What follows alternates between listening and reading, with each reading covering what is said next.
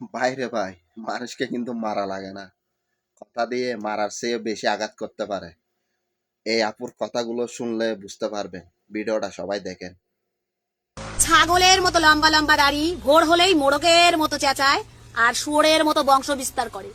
বলুন তো সেই প্রাণীটির নাম কি? দিদি, তুমি তো হেভি ট্যালেন্টেড। এত ট্যালেন্ট রাখো কোথায়? আমাদেরও তো একটু মাঝে সাঝে ধারটার দিতে পারো নাকি? তুমি এত সুন্দর একটা প্রশ্ন করেছো, তোমার প্রশ্নের জবাবটা কিন্তু আমি সুন্দরভাবেই দিব। তার আগে আমার ছোট্ট একটা হেল্প করে দাও না দিদি। আমার একটা রিডেল আছে, ওটা একটু সলভ করে দাও।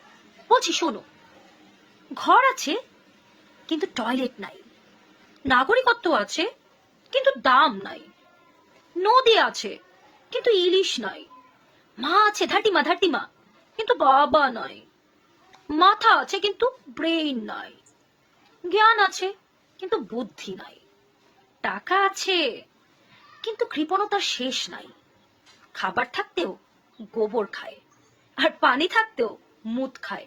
বলো তো দিদি কে? আমি নিশ্চিত শিওর তুমি ভেবেছিলে কোনো দেশের কথা বলবো। উহুম, আমি কি এত পচা? আমি কোনো দেশের কথা বলি না, আমি শুধুমাত্র ওই স্পেসিফিক ব্যক্তির কথা বলি যারা কিনা এগুলো করে বেড়ায়। তুমি নিশ্চয়ই বুঝে গেছো এটাকে। থাক, আমি আর এক্সপ্লেইন করব না। তা বলছি দিদি, এখন আসি তোমার প্রশ্নের জবাবে। লম্বা দাড়ি, তুমি নিশ্চয়ই তোমাদের সাধু বাবার কথা বলেছো। হুম,